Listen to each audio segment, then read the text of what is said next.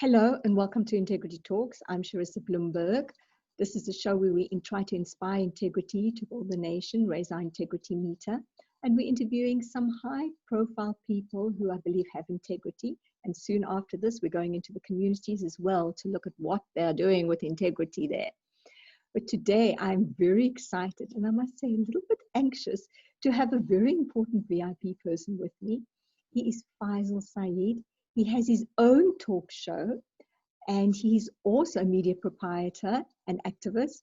And I'm excited to say it's the first time I've got him in the hot seat, so I will be asking him questions. So welcome, Faizal, and thank you for making the time to be here. Charissa, it gives me such great relief to sit on this side of the camera and not worry about all those things that you're going to worry about right now. And that's concocting questions. And I want to feel what exactly it feels like to be on the other side to answer some of those questions. So thank you for having me. It's a great pleasure. And I must tell you, thank you for the work that you do in society. I really admire what you do and the amount of time and effort you've taken in your life to make this world a better place, but by showing other people how to be better people by connecting with their integrity. So a big thank you from my side for making the world a better place. Thank you so much for honoring that, because I know you've been a big supporter of my campaign. So thank you. This is pressurizing. Where shall we start? I want to ask you, because integrity is such a most misunderstood word, what is your definition of integrity? Because then I want to ask you how you're going to use it in everyday life. What do you think integrity is? Sure, so that's a very interesting question. And why I say it's interesting is because I always believed that people understood integrity on a very face value. So when we speak about integrity, they generally referring more to ethics, in my view, and ethical practices. So that's the way I see the world to understand integrity. But in my understanding, that is slightly incorrect, because integrity, in my view, is defined as the internal, visceral application of sticking to one's principles, ideals, and morals. So it's the internal drive, where ethics refers to the external handbook manifestations of rules and regulations. But I think that is where we sometimes cross the line and we think that that's integrity. But integrity, in summary, is really the visceral, internal manifestations of principles and sticking to your internal rule book. And that's my definition of integrity.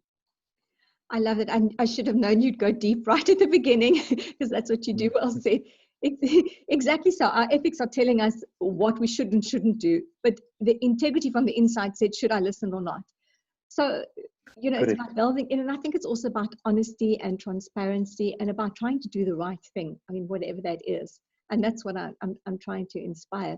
But it's about the right thing at the right time, isn't it? Because some people do the right thing when somebody's looking. So do you call that integrity?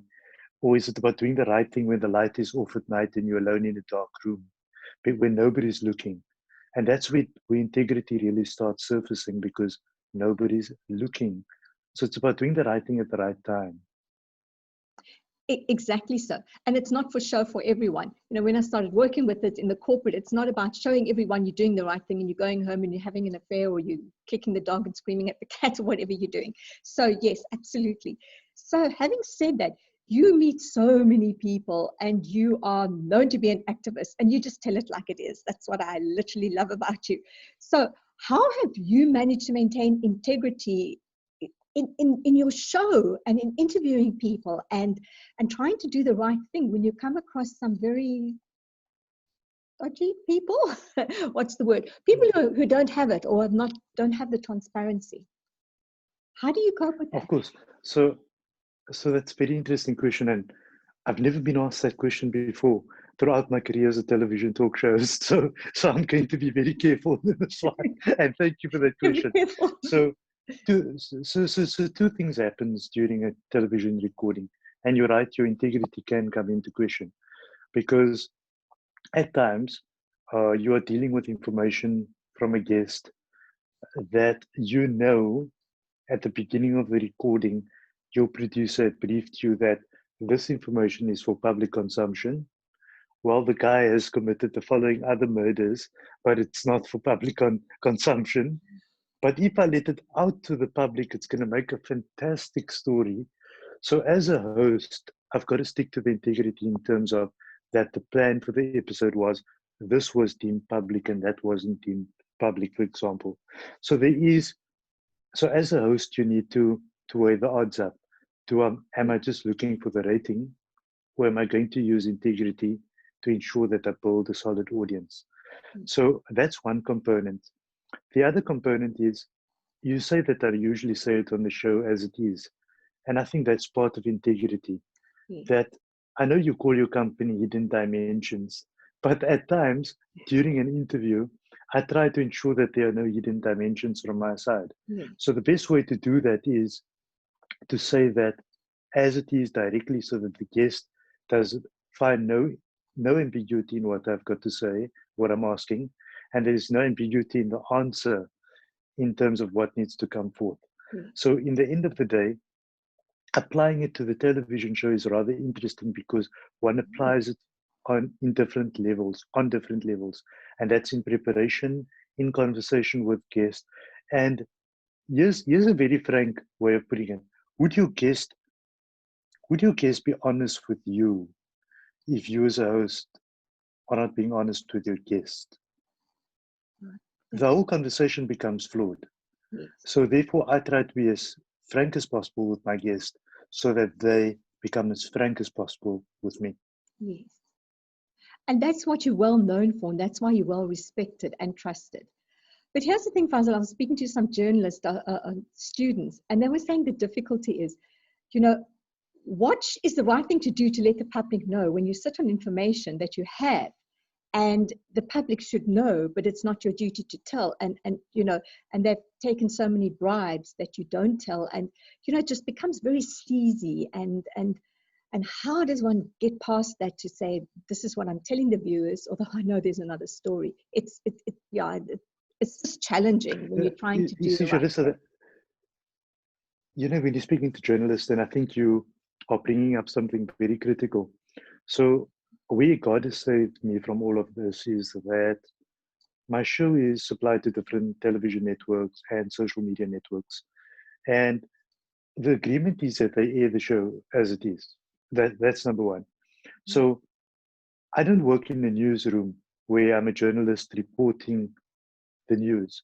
And at times, industry and commercial interest can, of course, impede such reporting.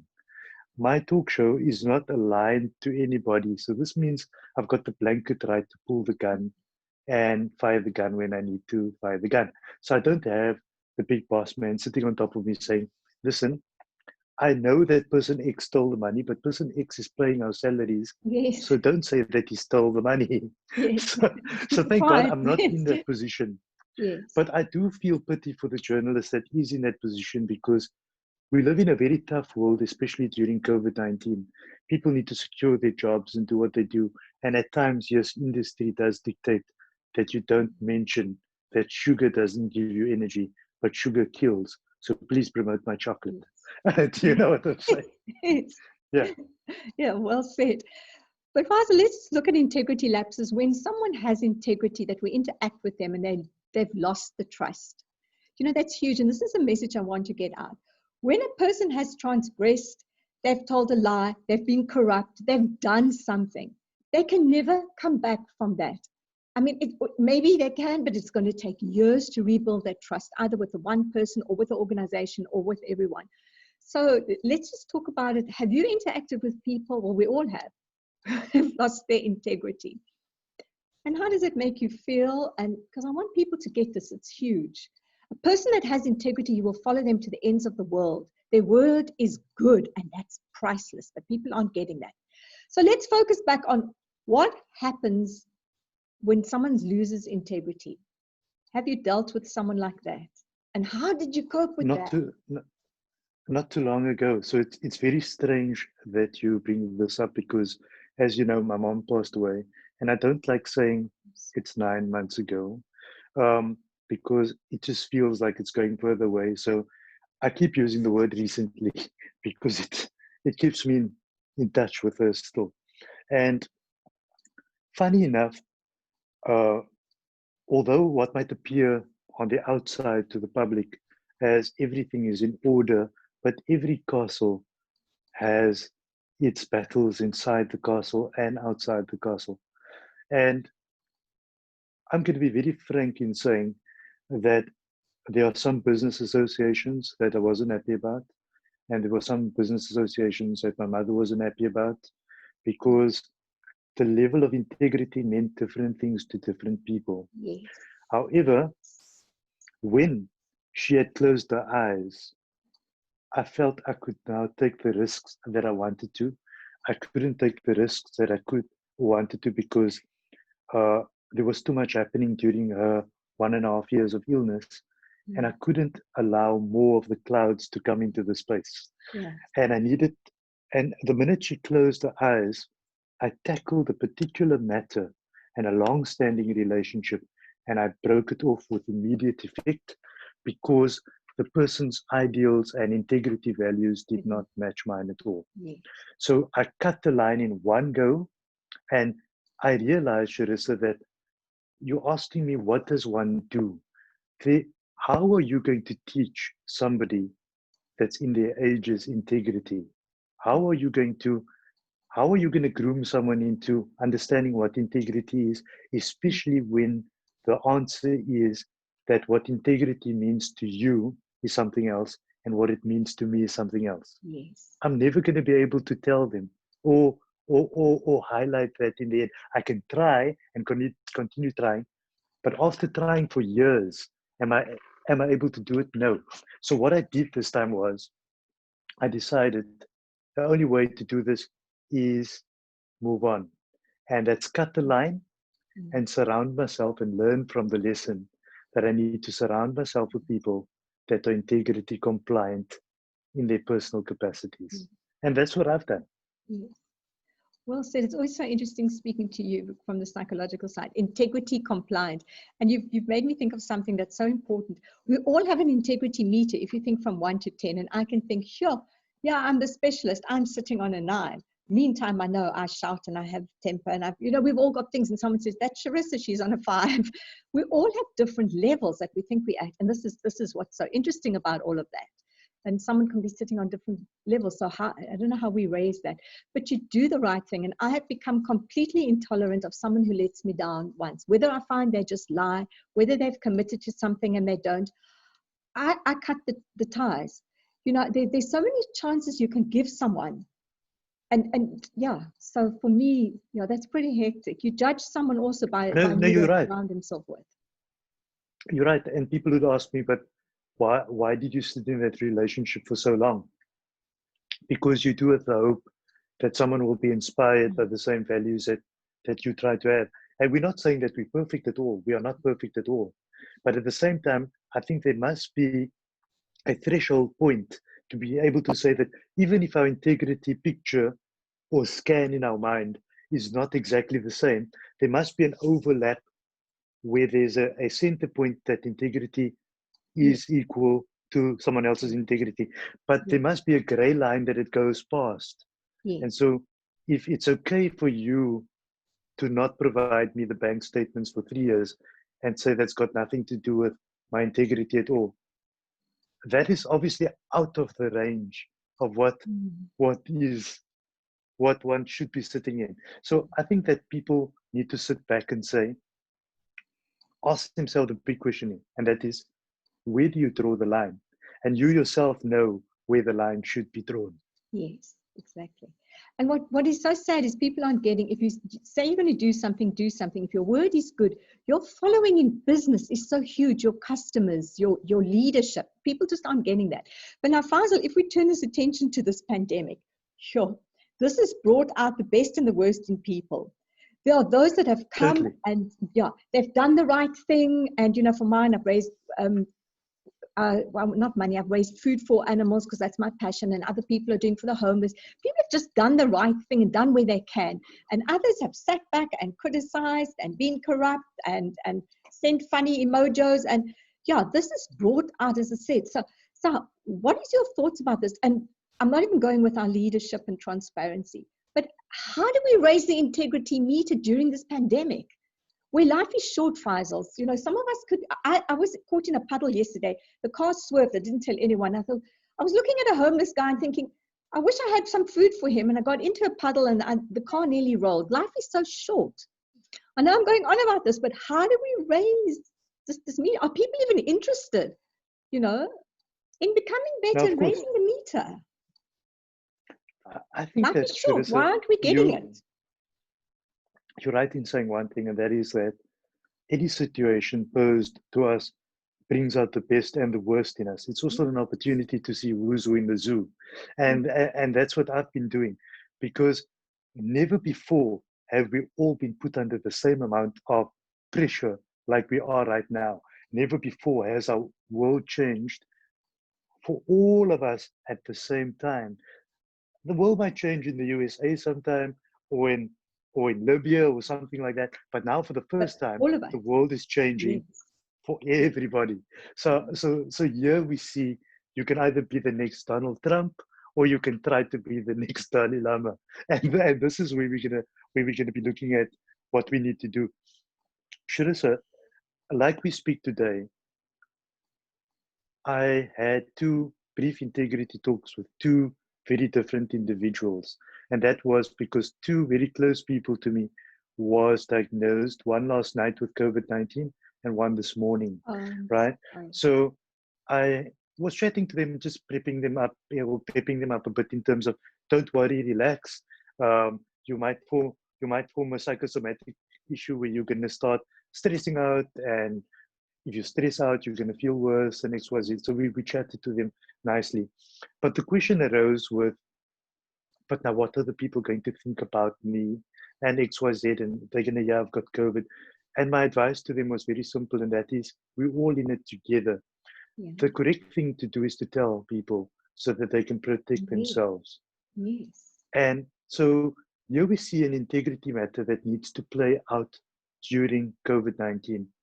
If you get COVID-19, you need to tell people, because it's not about what they think about you, but it's the right thing to do so that we can protect other people.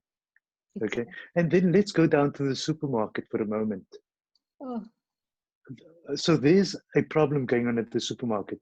Firstly, why is a packet of cigarettes, I don't smoke cigarettes, but does a packet of cigarettes really need to be $100 a packet of cigarettes? Are some people not milking the situation? And if you're milking the situation, is your integrity not in question? We're all in this together. Why are we not understanding that we're in this together? And so, yes, I think COVID-19 is getting some people, including undertakers, to see this as, you know, I'm not sure if you speak Afrikaans at all. I don't really speak Afrikaans much, but there's an old Afrikaans saying that een man se dood is nog 'n man se brood, meaning that somebody's death is becoming someone else's sustenance. And we get that sometimes, but too many people are exploiting COVID-19, and through that exploitation, their own integrity is coming into question.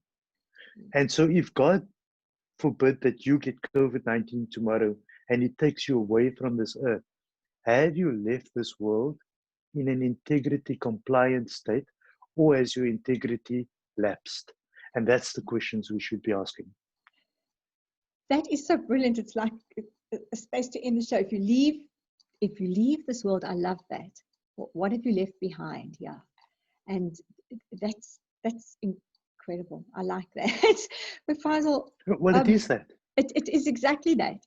I've seen people raise and do phenomenal things. I know a little 8-year-old, I've given her dog food. She walks through the whole of Brooklyn and just throws food over the fence to feed the dogs. I've known some amazing people who've come and raised the bar. So, but it's right what you're saying. This is universal. People it's affected everyone in every single level. Absolutely. And some more than others.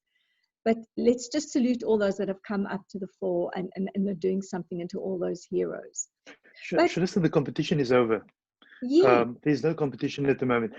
People were asking about it, but my son is going to lose 1 year of school. How is he going to lose 1 year of school when corporates are not hiring new people because they're in the same situation? Nobody's losing any time. The whole world has slowed down. So we need to slow down. Yes. And we need to make the most of it. It's not going to happen like this again. And we need to rethink our future and get out of the brain freeze. What am I going to do? How am I going to put food on the table, and just be creative? But I'm going to pick your brain for the last few minutes.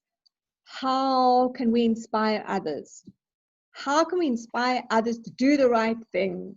How do we go about this? How do we journey this? How Faisal, we pick your brain. So I maybe want to start that off with an old adage or an old maxim that says that integrity is the sum of all virtues. Okay, so integrity is the sum of all virtues. So if you take all the other virtues of patience and honesty and all of that, and you put that together, you find integrity, right? So I want to just bring that and surface that in people's brains and say that, okay, so for us to reach that point, we maybe need to look at all the other things that plugs into integrity. So are we doing the right thing at work, at home, on the phone call? Are you simply, you remember the time that we spoke in Parliament and we brought up the aspect of, are the parliamentarians stealing the pens at Parliament? If they're stealing the pens and they're bringing the pens back home, are the kids seeing that?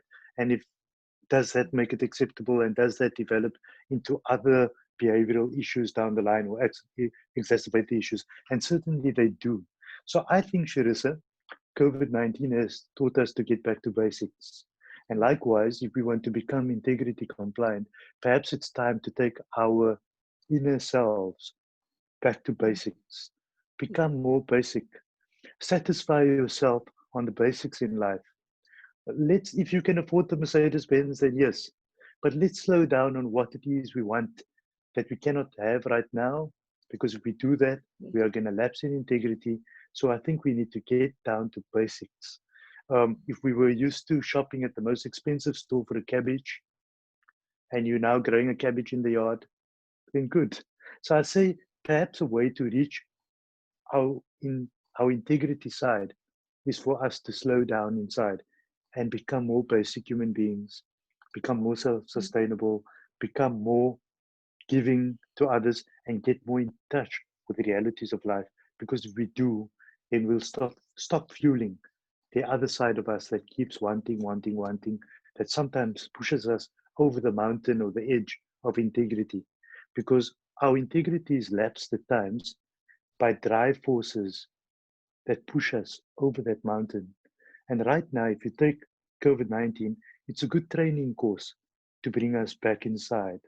Like, I know you needed to put up makeup for the show this morning and look all nice like you are today, and you always do. But think about this. Normally you want to take a drive and go to Canal Walk, for example. Right now, we're not doing much of that. We're not doing much of anything. But it's time to reflect and time to get down to basics. And that's what it is. That is so beautifully put. By the way, I've got pajama bottoms on and the cat's sleeping at my feet with my pajamas. so I must tell you something, Charissa. The new thing, look good on the top and the... Yeah, of course. I must tell you something. I was watching something on TV this week. I wasn't really watching, I was just walking by. And I saw there was this dog on TV that was sitting with the presenter. So the dog was sitting on the table calmly, and she was reading the news. Yes. Yeah, and I'm looking at this and I'm like, oh my God. And then I looked for Amber, my cat, and I said, Amber, I want to try something out with you during my next recording. I want you to sit just here on this bench here. She refused to sit. And I said, I'm going to get a dog. I'm really going to get a dog because those cats don't work. They just don't want to work. I love it. And you've got a ginger one. But having said that, I can't resist. Excuse me, everyone. Just look what I got here. Come here. Come here. Who is that? This is Caleb. Oh my God. Oh, we see so much of him on Facebook. Yeah, he's quite big though. He's enormous, but he's very naughty, so I'm glad he calmed down. But Faisal, just... Hey, I must tell you something, Charissa. Yes. Cats have less integrity than dogs, I must be honest with you. I'm not sure about you, but my cat is not paying me a salary at all. But I'm her worker at the moment. I'm a staff member of my cat. I don't know if you're having the same problem. That's exactly how it is. We're here to serve them. The cats, that is, especially and the ginger ones. You know how I feel about that. But in ending on that, that's brilliant what you said. To end up to say it's about self-reflection. Am I doing the right thing? How can I be better? But here's the thing that's so big. I'm surrounded here in my home, and materialistic things feel nothing. There's my beautiful cupboard. I can't wear it. Here's the line. No one's seeing it. It means nothing. All those lovely shoes we got for TV. It means nothing. It's only, is my mother alive? Is my cats okay? Am I okay at the end of the day? And all this material stuff is nothing. It does mean nothing. You know, I have a spiritual guru from an Islamic perspective that he had now passed on in his 90s in 2000, I think about 6 or 7 years ago. But he was this world figure. And there's something that I perhaps want to end off with you saying, and something that people should be thinking about when they're thinking about pumping up the integrity, because I told you a few moments ago that it is my opinion that sometimes it is worldly gain that pushes us off the brink of integrity, sometimes because our eyes are too big at times, as my mother would say. You know, your eyes are too big. Yes. So yes, the greed. He said once that when man has one of something, then he adds a zero to it. So he's got one, so he's not happy, so he adds a zero to it, so he's got 10. And when he's got 10, he suddenly becomes unhappy again and adds another zero. So now he aims for 1,000, but the minute he's added that zero on to give it 1,000, then he becomes unhappy again because he keeps wanting till he's got all these zeros. But in effect, man works for zero. Man is working for zeros. Why are you working for zeros? You know? And so I'm not saying that we mustn't work, but at the same time, we must become satisfied with what we have. And when we become satisfied with what we have, then we won't threaten our own integrity to keep having more than what we can have. Because when we threaten our integrity, that's when we have an integrity lapse, as you so rightly coined it. Yes, I love it. And the last thing, integrity costs nothing, but when you lose it, you lose everything for those zeros. It costs a lot to lose it. Yes, it costs a lot. It's awesome talking to you. You know, it's been like half an hour, and I wish I had another half an hour. Amazing. Thank you for the good work that you do. And I know you've got some very important guests coming up. I, for one, am going to be watching. So thank you. Please keep on doing what you do and telling it like it is, and being direct and honest and having the integrity. And I hope that we will connect. I'm still must have that integrity forum. I hope we will connect when the time is right. And thank you so much. Thank you so much. Thank you, Charissa. It's been a pleasure. Thank you. It's a pleasure. Thank you. Thank you, and good luck.